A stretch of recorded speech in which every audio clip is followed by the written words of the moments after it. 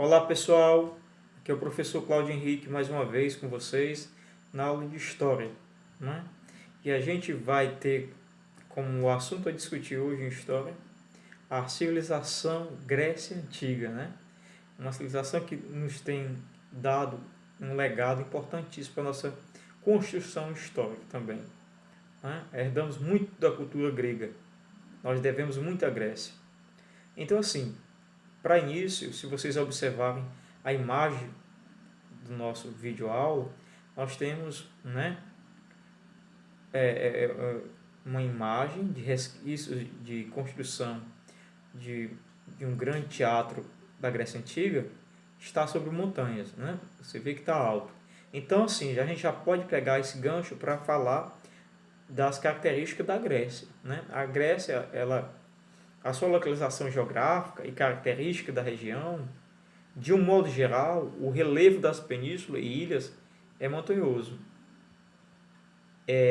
estremeados de pequenas e férteis planícies isoladas uma das outras.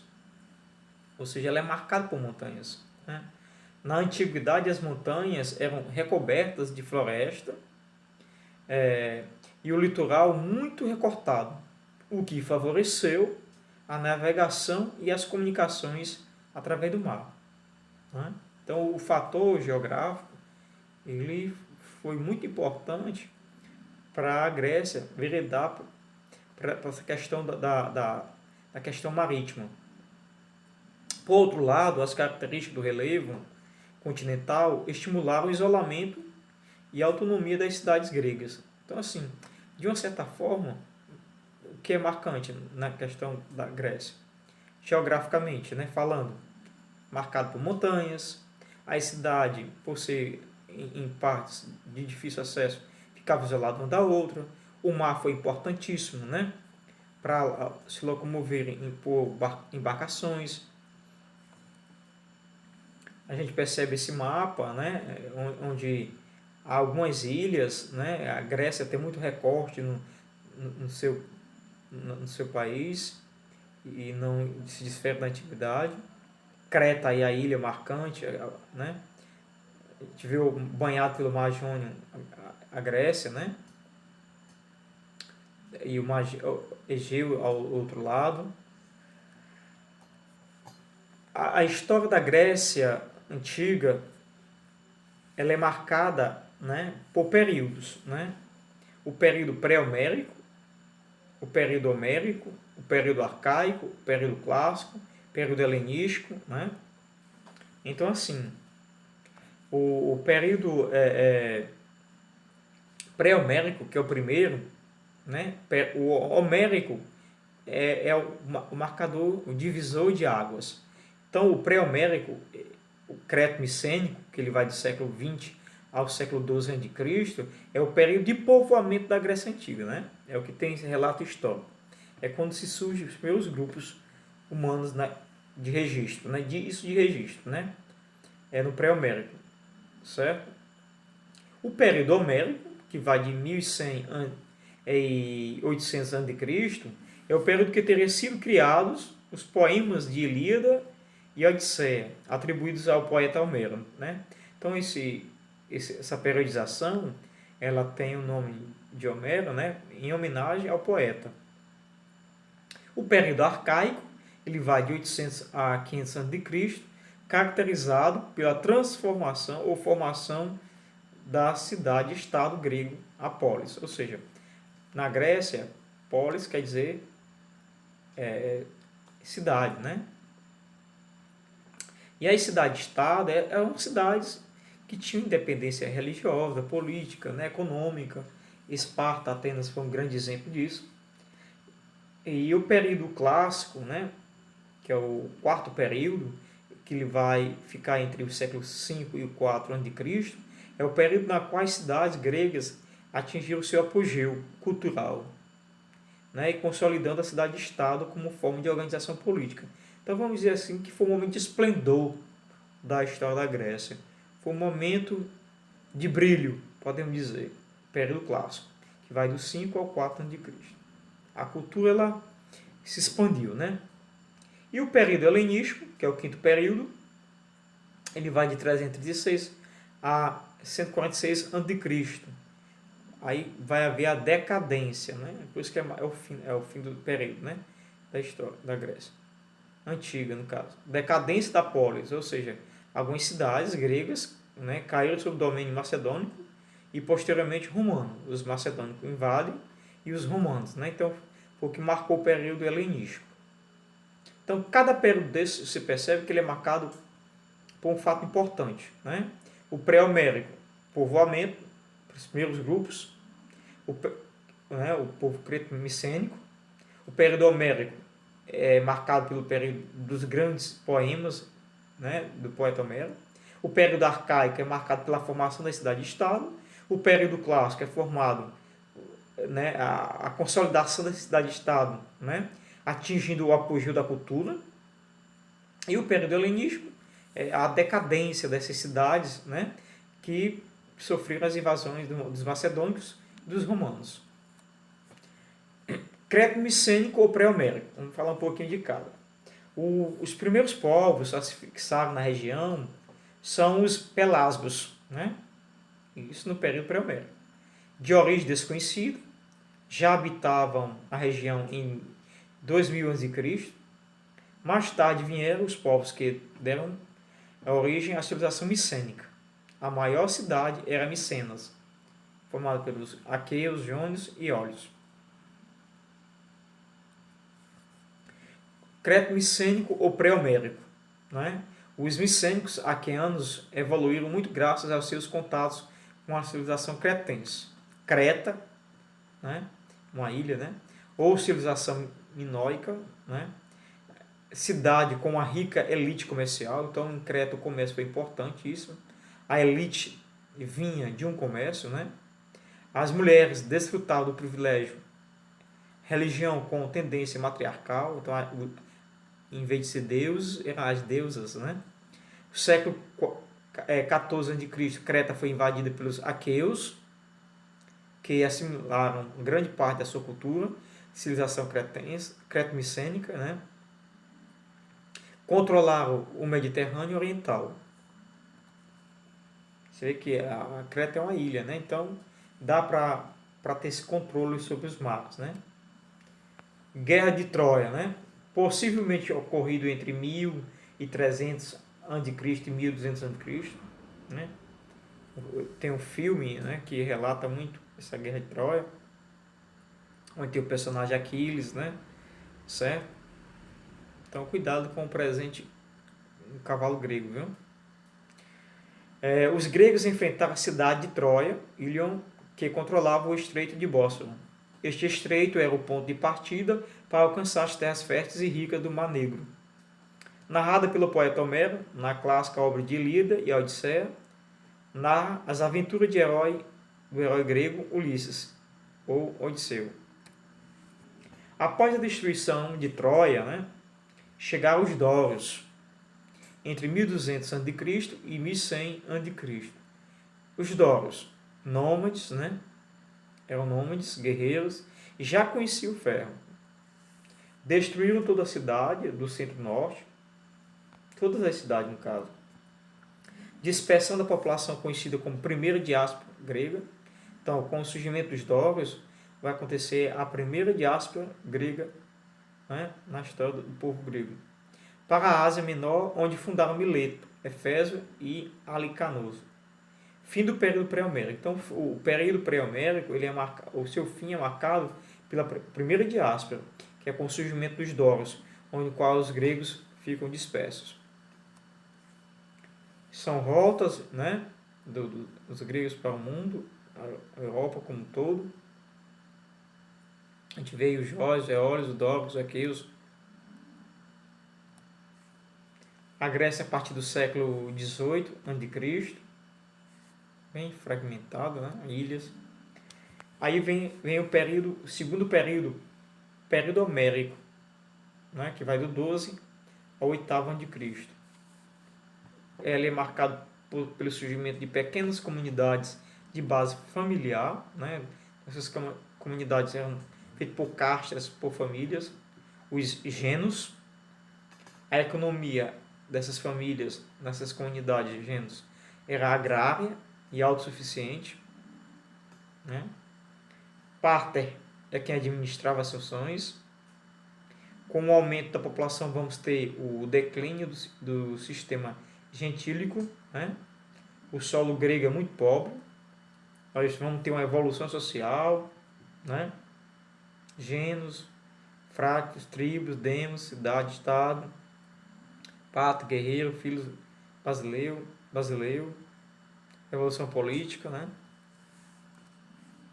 Atenas, né? Vamos falar de algumas cidades gregas. Ágora seria as praças, né? A polis quer dizer cidade e ágora, praça. Então Atenas foi marcada pelos encontros dos homens sábios na filosofia, nas ágoras, né? Período homérico, né? Ainda período homérico, do século XII ao VIII a.C. Passaram a surgir divisões sociais, surge a propriedade privada, segunda diáspora grega, né? Devido ao aumento populacional das comunidades gentílicas, colonização vai no 8º ao 6 a.C., cidades gregas por várias regiões, cidades gregas e distinções nas colônias, empório, ou seja, o surgimento de estabelecimento comercial, e a Apóquia, lá distante, era uma cidade independente.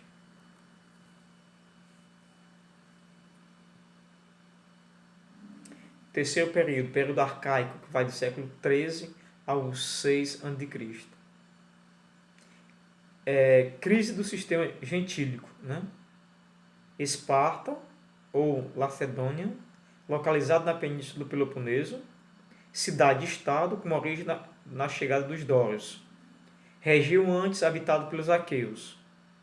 Educação em Esparta, né? Como era essa educação? O povo espartano ele valorizava ao máximo a formação física, buscava-se o soldado. Então, tinha aquela preocupação primeiramente com o físico, né? Até porque a finalidade é para formar guerreiros, soldados. A sociedade de Esparta, os espartanos, os esparciatas, eles eram descendentes dos dórios, né? Formando a aristocracia guerreira dos cidadãos e soldados. Periecos, homens livres, descendentes dos povos nativos, que não resistiam à invasão dória, sem direitos políticos, se dedicavam ao comércio e ao artesanato. Ilhotas, a esmagadora maioria dos escravos, descendentes dos povos nativos, que residiam em invasão dória. A política espartana, como é que ela funcionava? O éforato, ou conselho dos 5 éforos, vigilantes, no caso, órgãos executivos do governo espartano, né? Fiscalização da obediência às leis e da vida econômica dos cidadãos. Então, esse órgão, esse conselho tinha esses 2 pontos importantíssimos a se trabalhar. A diárquia era composta por 2 reis, exercia funções religiosas, militares e judiciárias. A Jerusem, a Assembleia de Anciãos, elaboração das leis. E Apla, Assembleia por cidadãos, eleger os membros da Jerúsia e ratificar suas decisões. Em Atenas, descendente dos Jônios, né, escapou das invasões dórias por sua posição geográfica. Contava com um ponto natural, Pireu, que permitiu um desenvolvimento comercial. Economia, modo de produção escravista. Primeiramente, a base econômica era a agricultura, posteriormente o comércio, desempenhou papel relevante. Sociedade ateniense, como ela era composta? Nós temos no topo eupátridas, bem-nascidos, latifundiários, nobres, proprietários das terras mais férteis. Depois nós temos, ainda na pirâmide, geórgios, pequenos agricultores, proprietários das terras menos férteis, região montanhosa. Nós temos na terceira parte da pirâmide, de cima para baixo, demiurgos, artesãos e comerciantes. Tetas, outra parte da pirâmide, marginalizados, miseráveis e servos. E na base, petecos, estrangeiros, artesanato e comércio de escravos. Reformas jurídicas. Draco, em 624 a.C., tornou público um registro escrito das leis.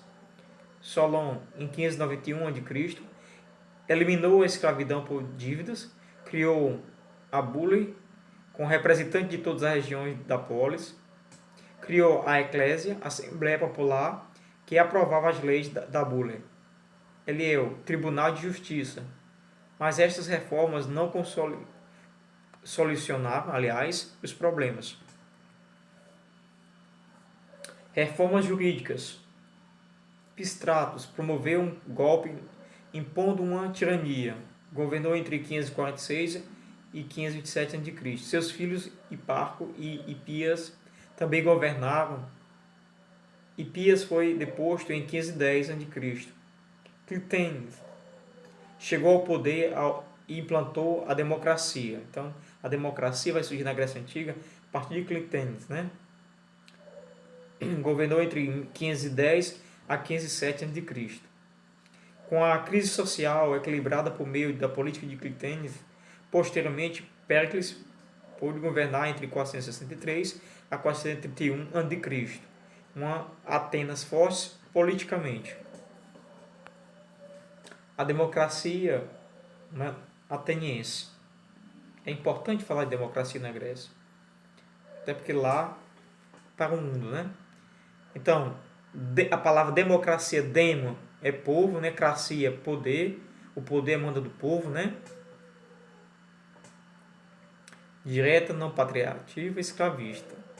Clitênis reorganizou a população, dividindo-a em 10 tribos, cada tribo enviada 50 representantes para a bule, cujo número foi aumentando para 500 membros. Esses representantes exerciam o governo de Atenas por um mês em forma de rodízio. O ano ateniense era de 10 meses. Todos os cidadãos atenienses participavam da Assembleia Popular, a Eclésia. Ostracismo. Quando os atenienses consideravam que determinado cidadão era uma ameaça para a democracia, ele era submetido à votação. Os eleitores escreviam o nome da pessoa num pedaço de cerâmica, chamado de óstraco, do grego ostrócoro. O sujeito que tinha o nome mais votado era então condenado ao ostracismo. Isso significava que ele deveria se afastar de Atenas por 10 anos. Depois desse período, poderia retornar por plenos direitos políticos. Hoje em dia, utilizamos a expressão cair no ostracismo, quando uma pessoa fica esquecida por todos. Período clássico, né? Que é o apogeu, o esplendor, século V ao 4 a.C. O apogeu é marcado, os gregos enfrentaram e venceram as guerras contra os persas. Decadência, as várias guerras civis enfraqueceram os gregos, permitindo que estes fossem invadidos pela Macedônia. Guerras médicas, né? São os conflitos bélicos entre os gregos, né? e o Império. Gregos vezes Império Persa, Medos, habitantes da Média, como era conhecida a antiga Pérsia. Primeira Batalha de Maratona, setembro de 490 a.C. Esparta e Atenas não aceitaram um acordo com o Império Persa. O imperador persa Dário I enviou 50.000 soldados para a região de Maratona. Gregos, 11.000 soldados, 10.000 hoplitas em infantaria e 1.000 de uma cidade próxima. Posição do relevo vantajoso para os gregos. Tradição, soldado, mensageiro, correu 42 quilômetros para informar o resultado da guerra. As guerras médicas, após 11 anos, temos o segundo conflito. Em 479 a.C., Xerxes retomou as ações contra os gregos. Exercido pelo norte com 300.000 homens, daí vem a origem do filme 300. Esquadra de 1.000 navios pelo sul, composta por fenícios. Persas enfrentam forças espartanas nos desfiladeiros Termópilas, combate onde o general Leônidas morreu ao lado de 300 homens, né? Aí o porquê do filme 300, né?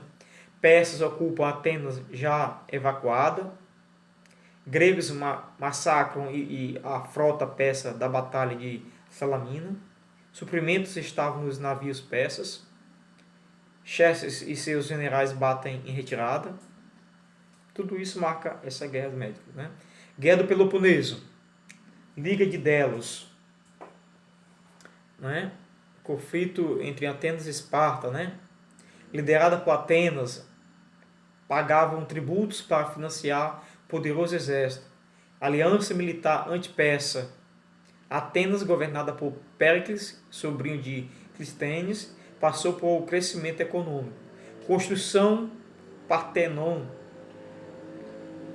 Com o fim da contra dos persas, 448 a.C., Atenas exigiu que as cidades membros da Liga continuassem pagando os tributos.